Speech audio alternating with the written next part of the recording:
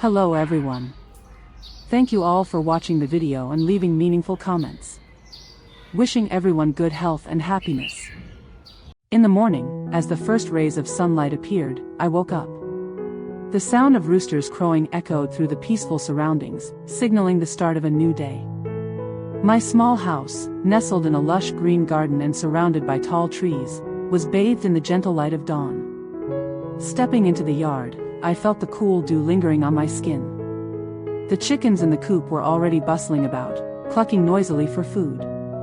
The plump hens crowded around the feeding trough, their round eyes looking at me as if urging me to hurry. I picked up a small basket and scattered handfuls of grain onto the ground. The sound of grains hitting the earth echoed softly in the tranquil morning air. The chickens rushed to peck at the feed, their wings flapping and their excited clucks filling the space with lively energy. This familiar scene never failed to bring me a sense of comfort.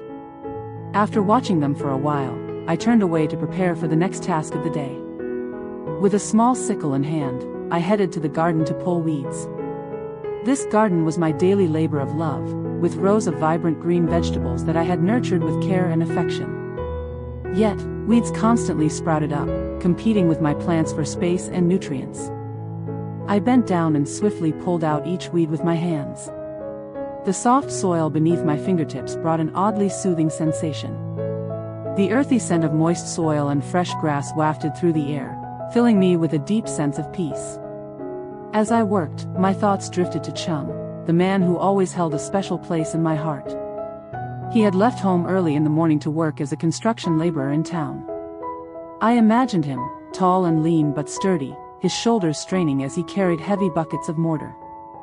His job was far from easy, mixing cement, carrying loads of mortar, and hauling them up high under the scorching midday sun. I pictured Chung walking along dusty roads, his steps steady but weighed down by the demands of his work. By now, his shirt must have been soaked with sweat from morning until evening. I knew his job required not only physical strength but also left him utterly exhausted at the end of each long day. Yet Chung never complained or uttered a word of grievance. He silently endured and persevered for the sake of making a living. The image of him stayed in my mind, stirring feelings of both compassion and admiration in my heart. He was such a resilient and strong man, unwavering even in the face of life's hardships. When night fell, unlike others who would return home after work, Chung chose to stay near the edge of the forest to save time and energy traveling between town and my home, a distance spanning many kilometers. I imagined him sitting beside a large rock, kindling a small fire to ward off the chill of the mountain night. The flickering flames illuminated his sun-darkened face, a face marked by hardship but radiating determination. After a long day's toil, Chung would lean against a large rock to rest. The chirping sounds of insects filled the night air as if lulling him into a restless sleep amidst the wilderness. Thinking about this scene made my heart ache, such a strong man yet so lonely in the vastness of nature.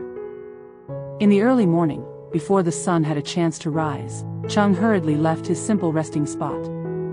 On the trail leading to the town, his silhouette was etched against the misty dawn. His tall and lean yet sturdy figure moved briskly, his steps quick as if racing against time. Chung had no moment to slow down, as the work at the construction site awaited him from very early. Upon arriving at the site, he immediately got to work on his heavy tasks. Today, his job was to carry large, heavy wooden logs from the storage area into the construction site. These logs were so massive that it usually required two people to lift them together, yet Chung tried his best to handle them on his own. Each time he bent down to hoist a log onto his shoulder, his entire body seemed to strain under the tremendous weight. Sweat began streaming down his sun-darkened face, soaking through his worn-out work shirt. Every step he took on the dusty ground was heavy but firm. Each stride was a significant effort to maintain balance with the enormous log on his shoulder. His calloused hands gripped tightly onto the wood, each finger clenched as if refusing to let go for even a second. Chung carried each log to its designated spot and then returned to the storage area to continue his work. The tasks repeated over and over from early morning until noon. His labored breathing blended with the bustling noise of the construction site, the screeching of saws, the shouts of workers, creating a chaotic yet familiar symphony. No matter how exhausted he became, Chung never stopped. He understood that every log he carried contributed not only to the project but also added a little more income for himself. The first rays of sunlight beamed down onto the construction site, illuminating the beads of sweat on his forehead. Chung wiped his face with a quick swipe of his hand before bending down again to lift another log. His diligent and resilient demeanor always filled me with admiration whenever I thought about him. As I imagined the growing pile of logs after each trip he made, I could envision the hardship he endured. It wasn't just the physical weight of those logs but also the burden of life's struggles pressing down on his thin shoulders. Yet no matter how challenging it was, his eyes always shone with determination and an unwavering perseverance that nothing could shake. The next morning, I woke up feeling restless and anxious. Chung hadn't returned home last night, and this left me uneasy. I kept wondering, where was Chung last night? Did something happen to him? These thoughts lingered in my mind, making it impossible for me to focus on anything. I tried to shake off the worry by starting my daily chores. I stepped into the garden, where the chickens were bustling noisily, waiting to be fed. But today, even their lively clucking couldn't bring me any comfort. I grabbed a small basket and went to collect eggs. The pristine white eggs lay neatly in their straw nests, but as I picked them one by one, my thoughts still revolved around Chung. After filling the basket with eggs, I decided to take them to the market to exchange for rice. The path leading to the market seemed longer than usual today. As I walked, I kept glancing around, hoping to catch a glimpse of Chung's familiar figure somewhere along the way. At the market, I quickly exchanged the eggs for rice and headed back home. On the way back, my heart remained heavy with worry. Will Chung return today? Is he all right? These questions kept swirling in my mind without answers. I walked on in unease, my eyes constantly scanning the distance as if searching for something. When I arrived home, I started a fire in the stove to cook rice.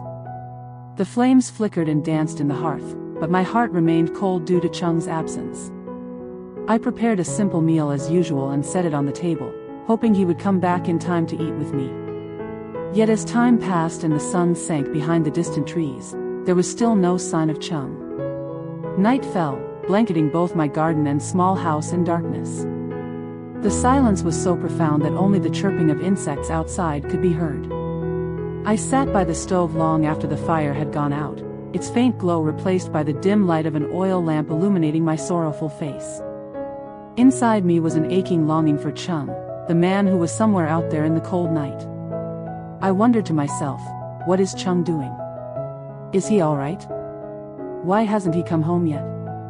These questions echoed in my mind like unanswered calls. I sat there, staring out into the pitch-black darkness beyond the window with a heavy heart.